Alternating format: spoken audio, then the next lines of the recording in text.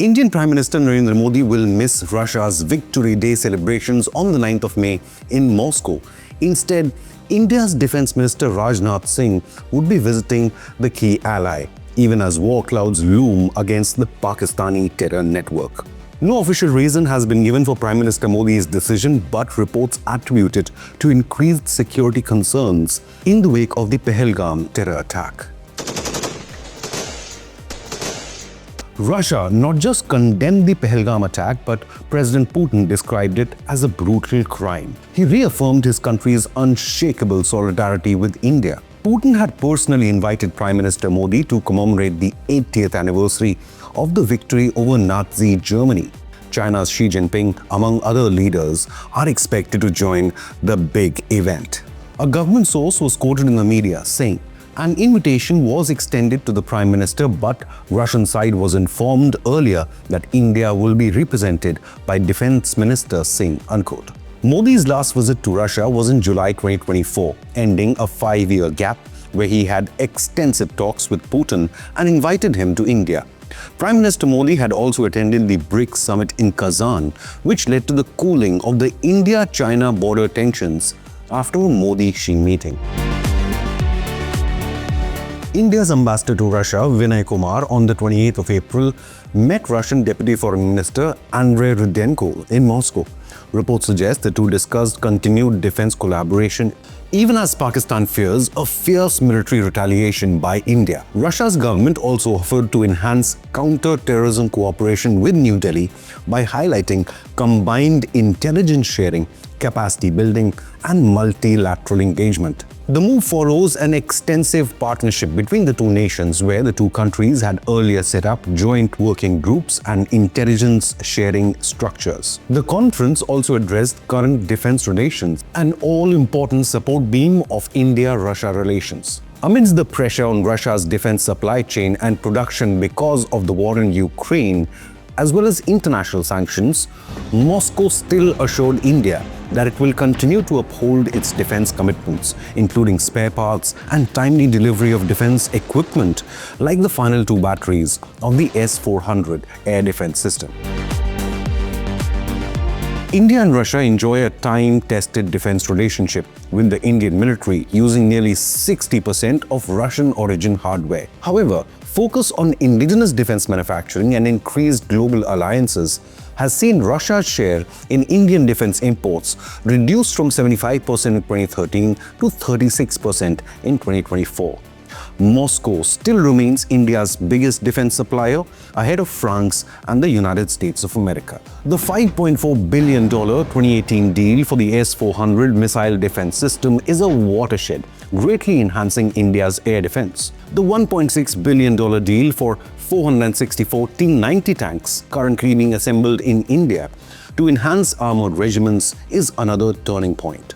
Naval collaboration is equally important. India rented an Akula-class nuclear submarine, INS Chakra 3, for $3 billion in 2019, enhancing its underwater strike capabilities. The BrahMos supersonic cruise missile, jointly developed with Russia, is an example of this synergy, with exports as well, such as the $375 million sale to the Philippines.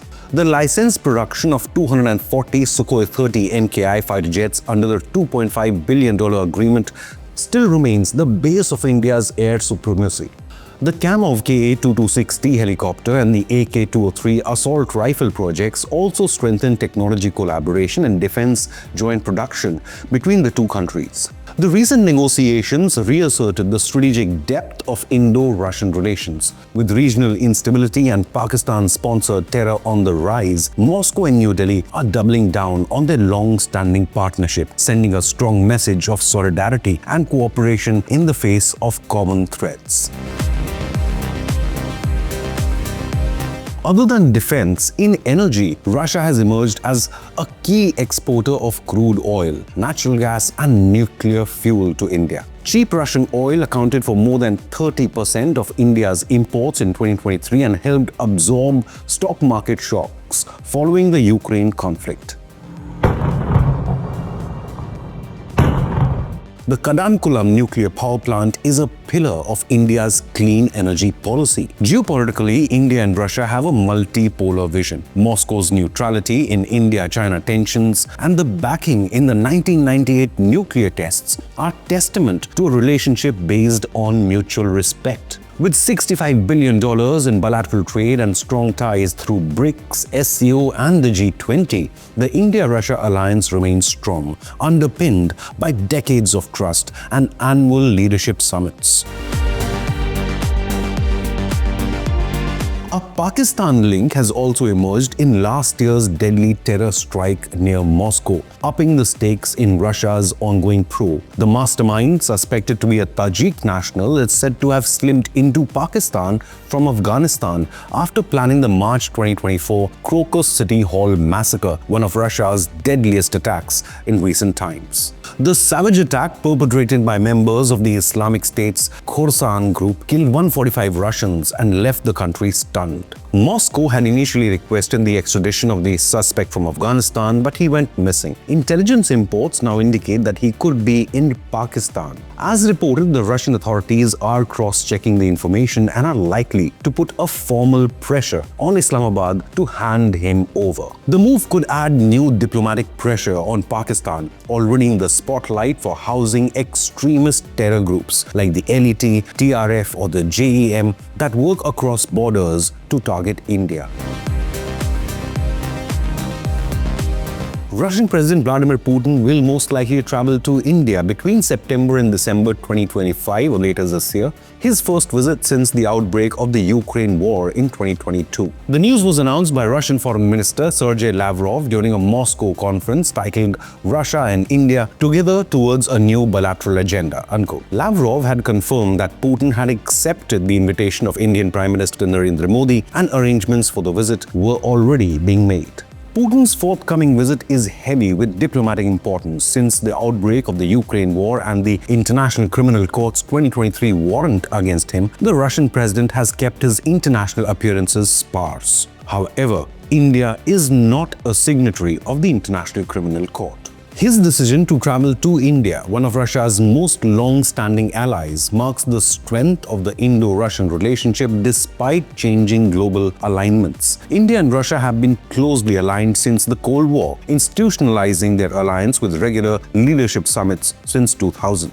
Putin last traveled to India in December 2021. With Russia and America cooling tensions and global geopolitics in transition, Putin's visit will be the turning point in reiterating India's strategic autonomy and enhancing its special and privileged strategic partnership with Russia. So have your say. Is Russia India's most trusted strategic ally? India has reached a milestone in future generation defense capabilities with the DRDO successfully testing an active cooled scramjet combustor for more than 1,000 seconds. Carried out at the brand new Scramjet Connect test facility in Hyderabad, the test reflects India's increasing supremacy in hypersonic propulsion.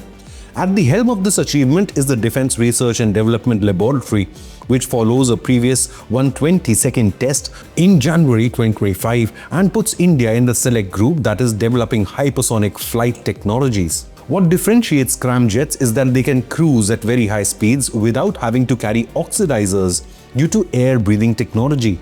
This provides unmatched range, velocity and agility. With this recent success, India's hypersonic cruise missile program moves closer to actual deployment, solidifying its strategic advantage.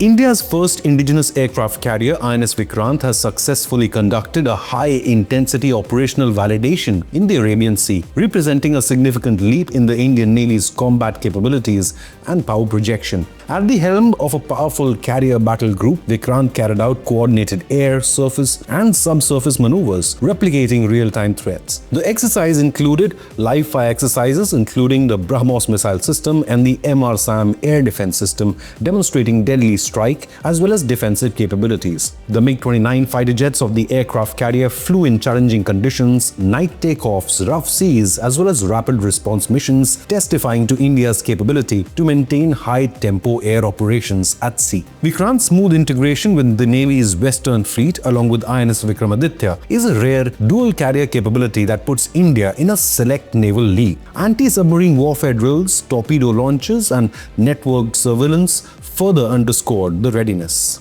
Leave a comment with your opinion, hit the like button and subscribe to Inconnect News.